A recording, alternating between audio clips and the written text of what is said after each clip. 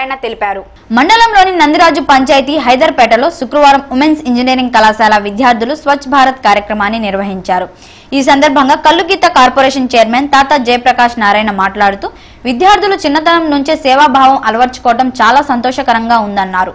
ఇదే విధంగా కళాశాల యాజమాన్యం గ్రామాన్ని దత్తత తీసుకొని గ్రామ ప్రజలు విద్యార్థుల ద్వారా సేవలు అందించేందుకు ముందుకు రావడం అభినందనీయమన్నారు. అనంతరం విద్యార్థులతో కళాశాల అధ్యాపకులతో కలిసి పంచాయతీ అధికారులు స్వచ్ఛ భారత్ పై ర్యాలీ నిర్వహించి ప్రజలకు అవగాహన కల్పించారు.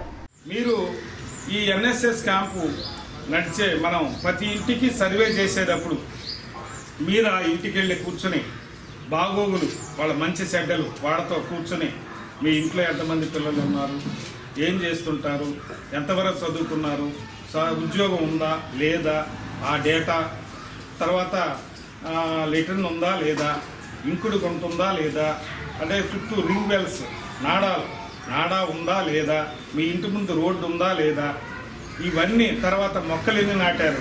మీరు మొక్కలు రేపు వర్షాకాలం ఇస్తారు కదా, వాళ్ళ ఇంట్లో పిల్లలు ఉంటే వాళ్ళ పేర్లు పెట్టాలి.